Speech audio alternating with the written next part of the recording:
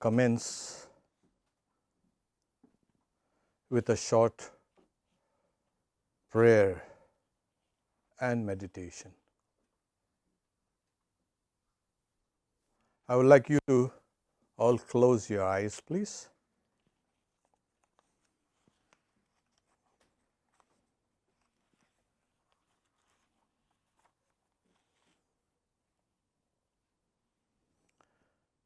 And think of yourself, what you are.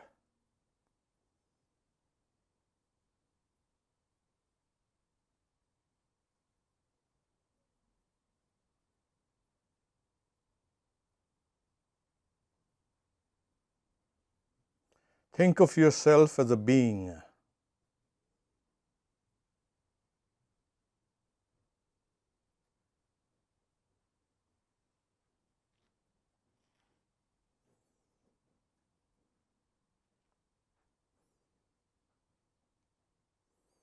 Now, keeping your eyes closed, dwell on these thoughts. O Lord, you are my self, the Atman.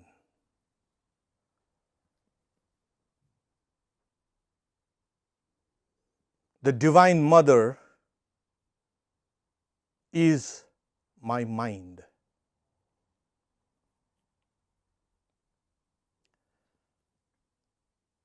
The vital forces that are within me are, as it were, the companions of the Lord.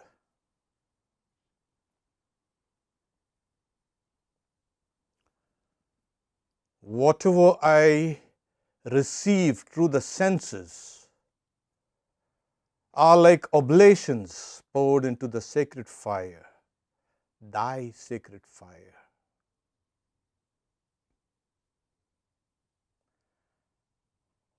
My sleep is samadhi.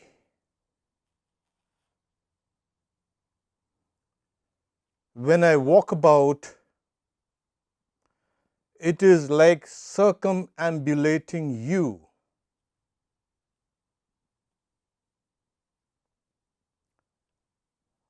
All my speech are thy praises.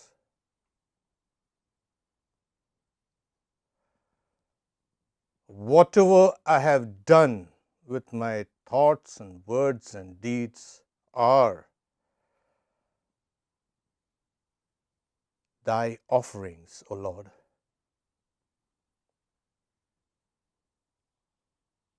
Thy worship.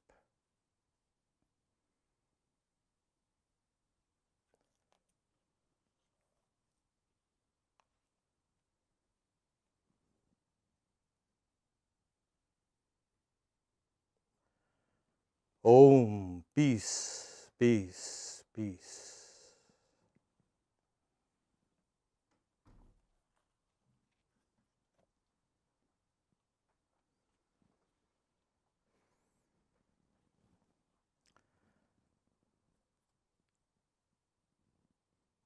Our ordinary sense of self and its internal and external activities are thus transformed by superimposing on them ideas of reality.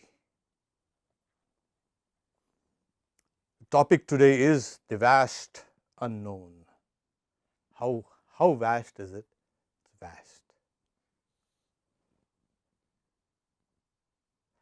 You look around and see. And we just skim on the surface of things. We hardly know the heart of things around us. And if we lift our eyes and see the skies and the universe outside, that mind-boggling distances, it's all unknown. Is it completely unknown? In a way, yes. So what do we know? this is the topic we are going to discuss. The world seems a simple, well laid out plan of creation, but we know how random this plan of creation is, and all the troubles and all the rubbish that's also in creation. When you look at the universe itself, we are just seeing a fraction of what is out there. That is it. In fact, the entire world that we see, they say, is mainly dark matter and dark energy. And that comprises more than 90% of what is out there. And we are busying ourselves with some 5% of what is perceivable. There is a saying in the Bhagavad Gita, knowledge is covered by ignorance, and thereby people become deluded. Ajnanena avritam jnanam tena muhyanti. Now, when we forget the external world, we think we've got such refined senses, but there are other animals and plants and beings that have got even hyper senses. Your sense of smell cannot compare with the sense of smell of a dog. The senses are very limited, and that is our world that we do. And when we go inside, deep inside, we don't know what or why we are here. Yeah, we've been given answers, but some of the answers are not very convincing. It hasn't sunk inside. So when we look inside, and what do we see? Yeah, it's the same unknown. Thoughts pop out from where we don't know. We know a little, we are conscious, so we are conscious and yet not knowing. That's a paradox. I mean, yeah, we are conscious and yet we don't know many things. So this internal world is as dark as any other thing that we do. For instance, we think we are a unitary personality. Psychology has shown that we are a cluster of sub-personalities, all loosely tied by a sense of a self, which fragments very quickly. So dreams, where do they pop out from? Yeah, but somehow they come down in your brain. What is the nature of thought? What's the nature of this subconscious or unconscious? The unconscious and the dream state is likened because, for the simple fact is still unknown. Of course, there are the odd lucid dreamers, but that's a different. The generality is we are not conscious of our own selves. The vast unknown. It's like the vast dark spaces outside the universe. There's a huge dark space within also that we don't know. Besides, all these thoughts are not under our voluntary control. You say, yeah, I can control my mind. Try it out. It will be a good exercise. So here we are conscious yet unknowing. Things are happening without our voluntary control. So this is what we are. The unconscious is represented by that dream world. Yeah, you dream, so many dreams come in. So there is a vast unknown outside, there is a yet vaster unknown inside. Okay. And then we say, do we know reality? Oh, is that not possible? So what is then known? But somehow what is real can never be smothered completely, and it peeks through all these layers of ignorance or the unknowingness. So, in the old days, things used to happen to me, and then they said, oh, like suppose there's a rage welling inside me, and yeah, I used to blame it on the gods, the god of anger, and the god of love, and the god of this and god of that. It was naturally ascribed to deities which are there, and the ancients thought about the reality behind the thoughts, etc., as deities of impelling those thoughts and making us do things. And the gods are here, rage is in me, and the love is me, etc., etc., greed and happiness, etc., everything is there. And those gods are everywhere. So everybody has that rage. Even animals have that rage and love and all that. So that ascription to gods became what is mythology. And we said, okay, this is happening, but that is not explaining things. So then we say, okay, now what is the reality? Let's see. As I said, it shines through the layers of ignorance that covers us. And how do we feel? Like Swami Vivekananda says, this standing between knowledge and ignorance. We are walking in the midst of an haze between knowing and unknowing. And then with this powerful word is saying, this is the faith of everyone. This is the faith of all sense knowledge. This is the faith of all philosophy, of all boasted science, of all boasted human knowledge. This is the universe. So we are walking in a kind of twilight between knowingness and unknowingness. We don't know where they meet.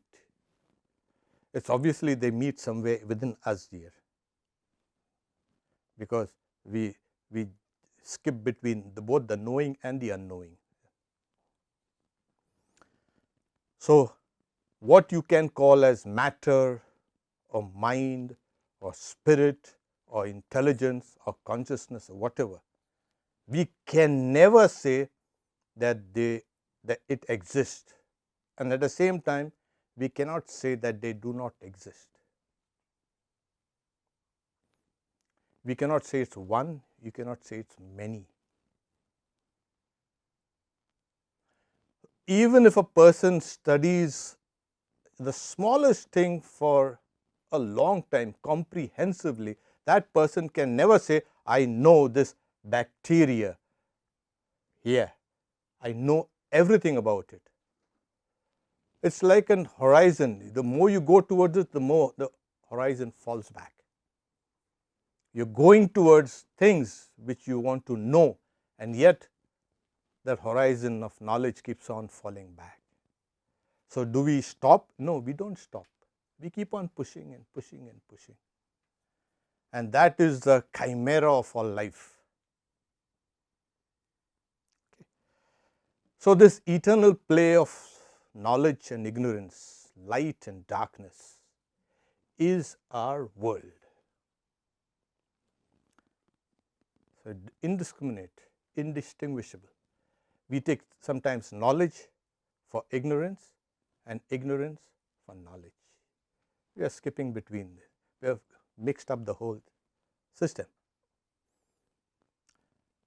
Now, these, of course, people never left it at that. So what do? Does this external world exist or no? That was a question. And does the internal world exist or no? So, in the German school, especially Immanuel Kant, he talks about the thing in itself. Okay? You can never know the external world as it is. In German, it is called Ding and sich, an object as it is. You can never know the object as it is. And this created a big, you can see, upheaval in the world of Western philosophy. See, because we are projecting our thoughts, our categories on the things outside, and we are reading it. Of course, he based his whole epistemology, the science of understanding the objects of knowledge, based on the noumenon and the phenomenon. The phenomenon is a manifestation of the noumenon. Noumenon is something which is there, which is perceived. It is embedded within what you perceive, but yet it is indistinct. I think this is clear. These guys were thinking about all these things. And if it's not clear, don't worry. Swami Vivekananda, I'll bring Swami Vivekananda explanation. So, when you see this external world, and I am perceiving and you are perceiving and everybody is perceiving, this external world is a thing in itself, that is, it's unknown and unknowable. You have to know it through the mind, obviously. So, Swami Vivekananda gives the example of, you throw a pebble in a lake, and what happens is, when the pebble hits the water hits the pebble. There is a wave that rises. So, every act of cognition, every act of knowledge is a combination of two things, something that comes from outside and my own mind reacting to it. This is clear, I think. Yeah. Now, Swami Vivekananda goes further. He says, let's call this external world X. X plus my mind is the external world. Now, what is X? It's unknown and unknowable. Why? We know it. You don't know it completely. You got to know it only through the mind. The unknown thing becomes known because of the mind. So, it's X plus mind is the external world. So, this is a kind of clear cut. Try to know things without the mind. You will not know. For loose instances, when you go to deep sleep, you don't know anything. There is no mind. There it is. Or you get a bump on the head, you swoon and you fall, and then there's no mind, there's no world. So, when the mind awakens, the world awakens for you, and it impinges on that mind, and this is our world.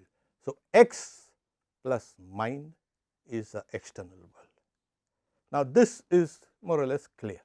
And remember the illustration of a pebble thrown in a clear, still pond of water. The pebble hits the water and the water throws it out. So, all knowledge is a reaction for something that's coming outside, and the mind reacts.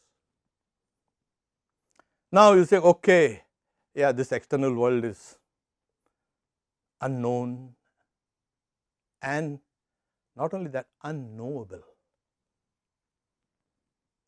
What about the internal world? This world of mine, I have got a great world within me. It's the same principle. Let's call, Swami Vivekananda says, that is Y, the X outside and the Y. Y plus my mind is my internal world. Because that's the reason why I can never know myself without my mind. And something that is unknown and unknowable with the value Y hits the mind, and the mind reacts, and this is my internal world. So, this X and Y are both unknown and unknowable. Simple, isn't it? Yeah. So, the mind is the common factor here, external X. If both the X and the Y are unknown and unknowable, they have to be one, because they have the same properties, the unknowingness. And then what is the mind? It is a mind that has certain characteristics and certain qualities. We won't go into the various dynamics of it.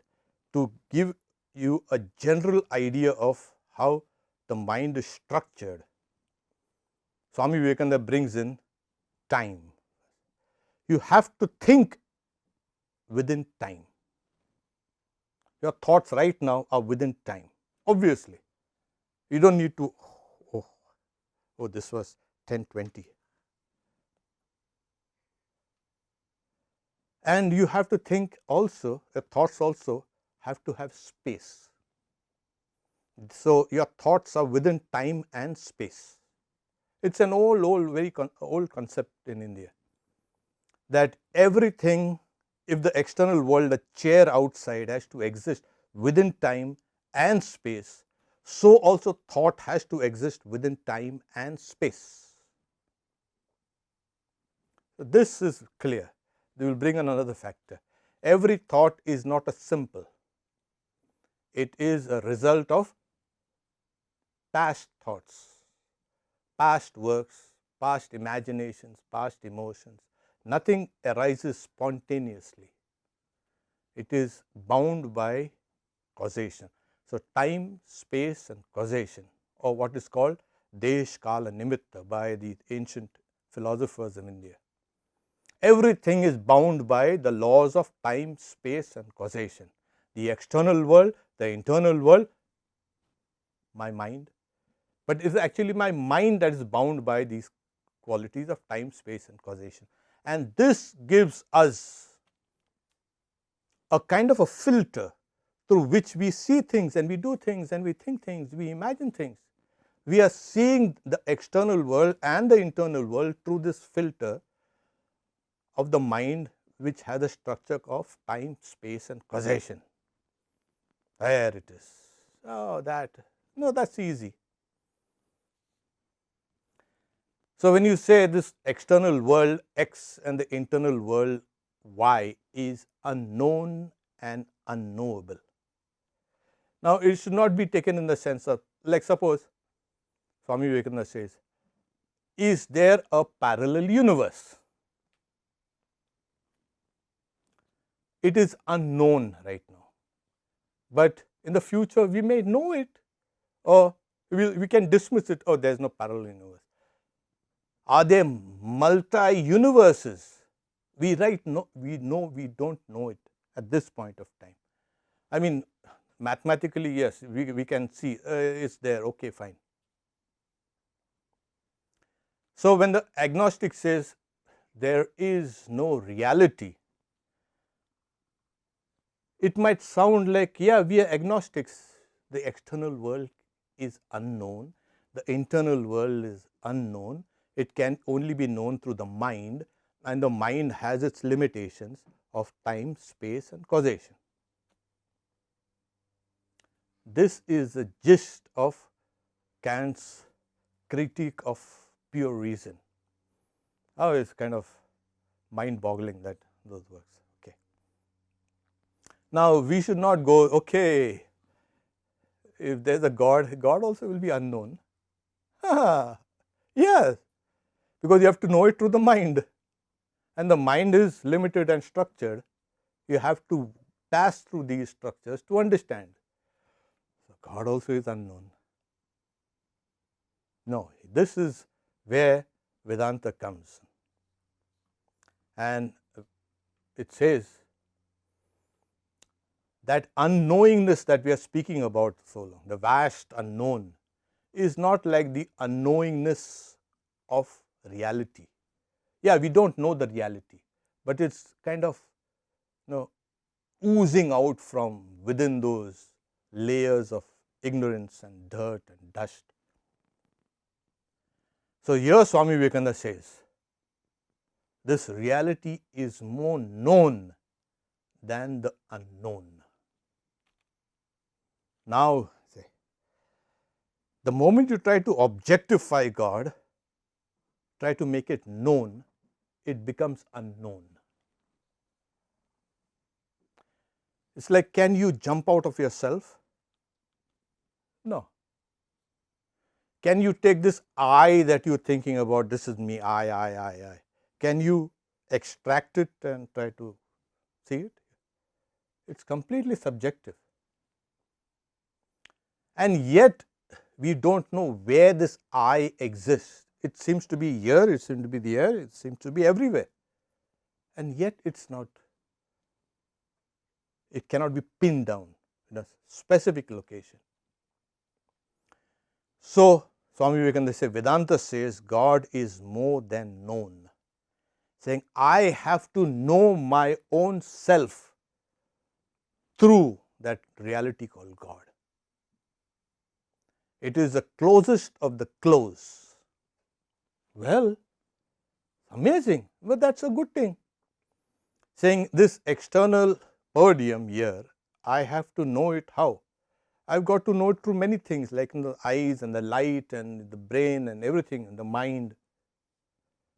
But God cannot be known like this. God is the very essence of all these things. He is the soul of my soul. And that God is the most known because that is the self. You have to know even your sense of identity through that self. Now, I know this sounds a little kind of crazy, but I'll read to you a few passages from one of the most sublime, you can say, teachings in one of the Upanishads called the Great Forest Upanishads, Brihad Aranyak Upanishad. And there's a dialogue between two great sages.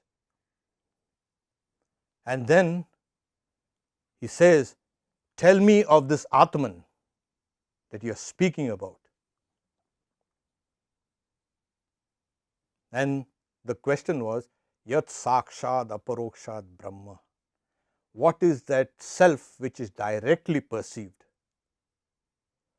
And then the sage elaborates it.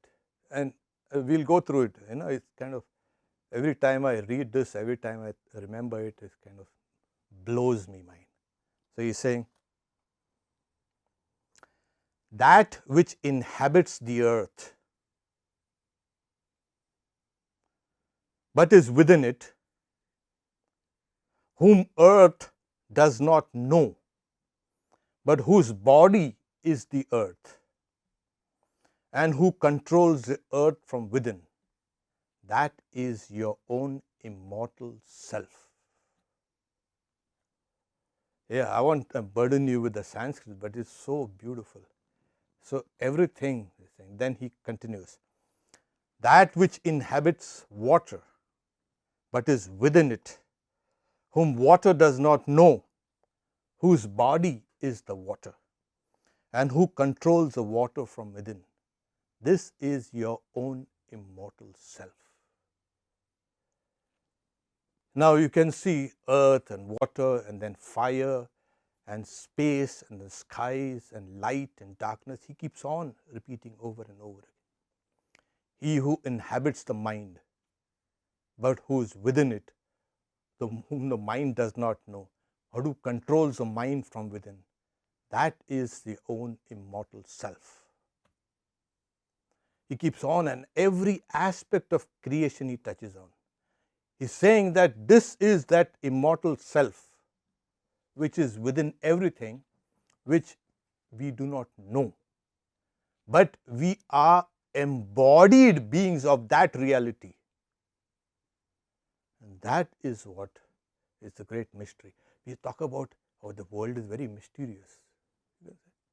And they will cook up all these conspiracies and mysteries and esoteric knowledge and this and that. There is no such thing as mystery in the universe at all.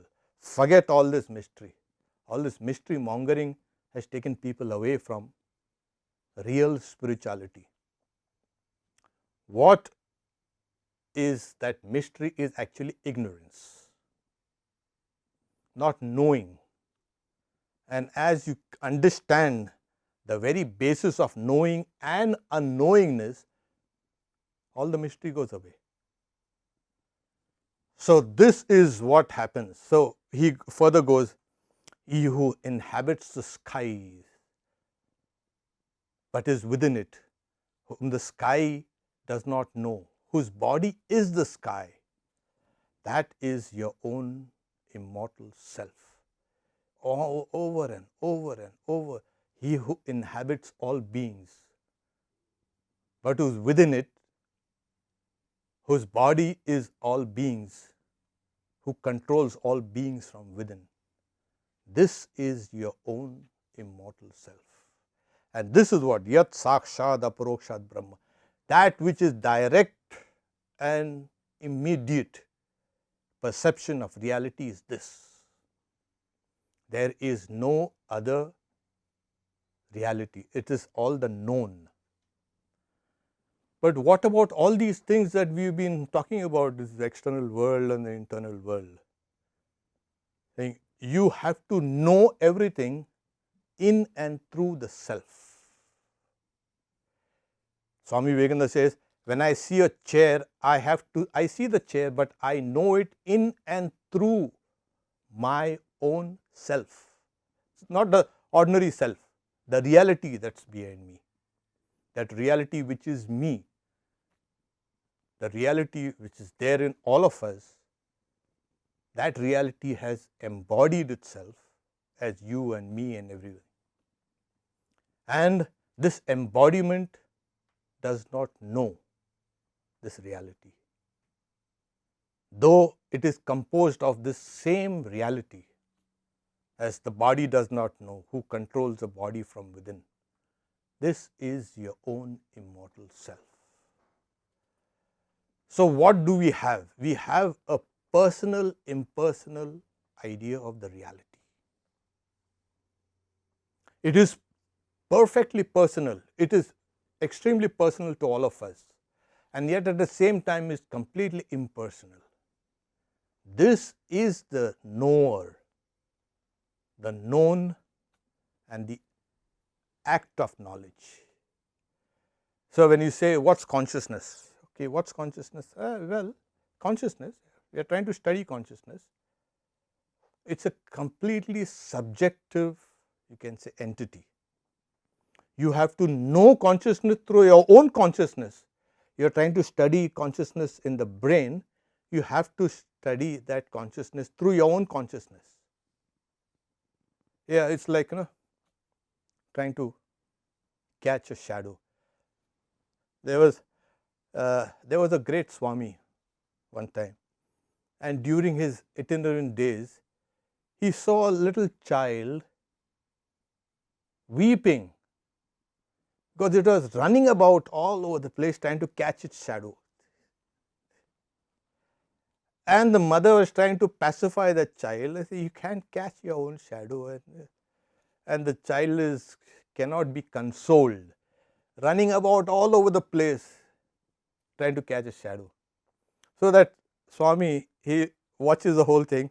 Then he calls the child, come here. You see this shadow of yours? Yeah. He tries to catch. Don't do that. Wait, I'll show you. You see my shadow also? Yeah, I can see your shadow. See, both are shadows. You want to catch it? Yeah. Now this is the way you do it. Okay. So he put his hand on his head like this. And the child also followed suit. And there, I've got my shadow. Exactly. And the child was thrilled. I've got my shadow. I've got my shadow. He never caught his shadow really. He's caught himself, touched himself there. And this is what we need to do. It's as simple as that. You're running about all over the place seeking reality, you're actually seeking, you're running up behind shadows, either external or the internal. Stop. Understand that that reality is through which you perceive and do everything.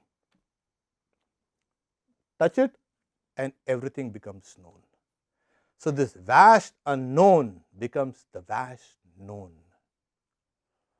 That's why, as I say, knowledge is covered by ignorance, and when that ignorance is slowly pulled out, what remains? There is only one self. There cannot be many selves, because that will create a big problem. Philosophy, of course. Because if we have the multiplicity of selves, you have a self, I have a self, she has a self, they all have a self. Yeah, we have a self. And then saying, what is your self? Well, I've read in the scriptures that this is immortal and everlasting and so blessed and so infinite. So, your self and myself, we are going to have a big clash. How can there be two infinites? How can there be two blessedness? How can there be two immortalities? So, Vedanta says, no, it's one. So, why is this appearing as the multiplicity? Because of the mind. The mind which has time and space and causation. Causation, as I said, each thought is the resultant of a previous thought. So, there is a long chain of these thoughts and you are bound by that. And there is a long chain of time and there is a long chain of space. So, within this, the reality that is filtered through from the outside and the inside appears diverse. So, it is the mind that makes the diversity. I started with, we are a cluster of sub-personalities. And yet we are kind of loosely think, yeah, I'm one. No, you're not one. You have plenty of. You've seen nice, saintly looking people and peaceful and so nice and calm, and then suddenly get into a road rage. What happened to you? What happened to your saintliness and what happened to your peace and calm? Oh, that person deserved it. Yeah, that thing was there within you. So, there are many things that we need to know about ourselves. Yeah, that real self behind is that old immortal. So, we are seeing this whole universe through a kind of a filter of the mind. And this Swami Vivekananda says, so x, the value of x is unknown, the value of y also is unknown. So, both these x and y are one. That means there is no external and internal, it is one. The mind has created this division of external and internal, and it has brought out all these. So, when you say, well, I have my mind, no, you have a cluster of minds. Every thought has a mind of its own. Every emotion has a mind of its own. Every act of kindness has a mind of its own. Every feeling of tenderness, of hatred, or even has a mind of its own. It possesses you. There are some people who think, yeah, that person is possessed. Yeah, we all possessed. Don't worry. With all our thoughts and feelings and all, we all possessed. There is no such thing as possession. Actually, there is something called possession. We are possessed by our own thoughts and feelings. Now, suppose, how do you break these chains? You break these chains by seeing the light of consciousness that illumines all these things. And how do you do that? Well, I told you, don't run after the shadows. Touch that. So, here when he says that he who inhabits the earth, and then he says mind and intelligence and everything, one by one, kind of, it's a comprehensive, covers everything, that sage. one who inhabits the intelligence, but who is within it, whom the intelligence does not know, but who constitutes the body of intelligence. He is that immortal self within you. And it goes on and on. And then he ends with those great, you can say, words. That reality is never seen, but is the witness. That is never heard, but that is the hearer. Is never thought of, but is the thinker. Is never known, but is the knower. There is no other witness or knower or hearer than that reality. This is your own immortal self. And then he's saying, everything else is mortal. The known is the immortal, the unknown is the mortal. That is what. It's a mortal world. The Bhagavad Gita is said, this world is called the mortal world, Martya Lok. It comes from that same old Indo-European root, Sanskrit root. Martya, mortal. So this is, everything else is mortal. This reality is that immortal. That is the one. It's complete within yourself. You cannot have one part of the reality there, one part of the reality and one part of the reality. Reality cannot be divided. If it could be divided, it's not a reality. This is that immortal self. And this is what we need to meditate on. And that's the reason why I started with meditate on yourself. And how do you meditate? Think about yourself. And then switch the entire, you can say, picture as the Lord is yourself. The mind is the Divine Mother. And the five, you can say, all the vital forces which are there in the body are nothing but, you can say, the companions of the Lord. My sleep, when I go to sleep, is my samadhi. What I enjoy through the senses, experience through the senses, is nothing but a form of oblation, the puja. And my walking about is nothing but circumambulating the Lord. And whatever I speak are nothing but hymns of praise. Yad yat karma akilam patho tat tat tavaradanam. So whatever I do, physically, mentally, verbally, everything, is all a worship for you. So when you come down to the known, this is the known reality here, then everything becomes a worship. Whatever you do is a worship. Om, peace, peace, peace, in the name of the Lord.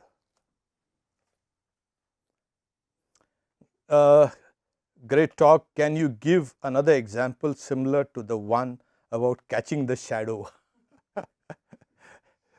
Well, try to catch a shadow first. I think one will. It's like, it's always like that, we can use hundreds of illustrations. We are kind of, the Upanishads say that the self-existent Lord created the senses, injured the senses by making them go outwards.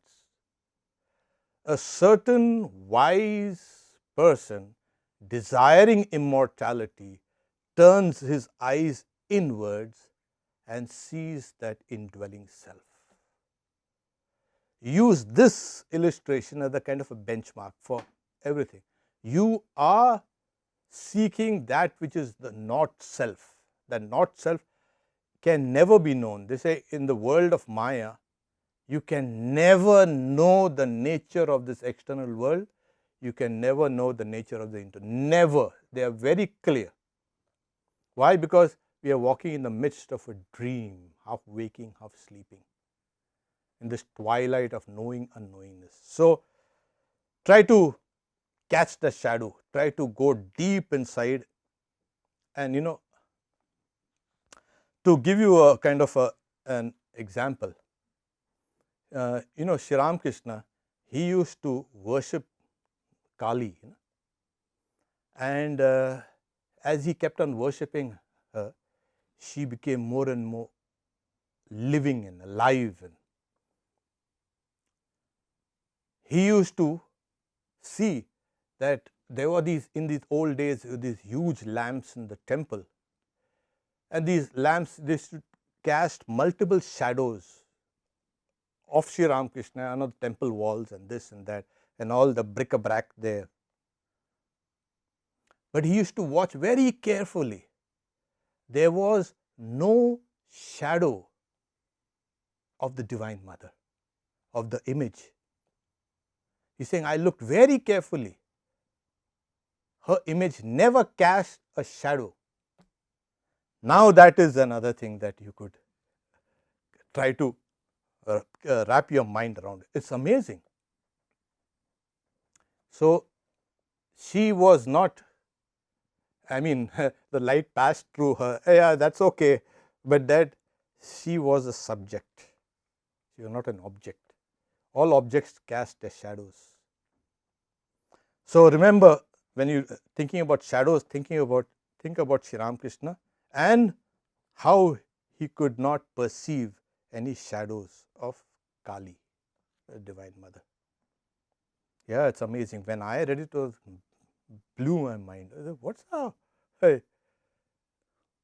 And of course, he used to see her breathe and feel her breath also.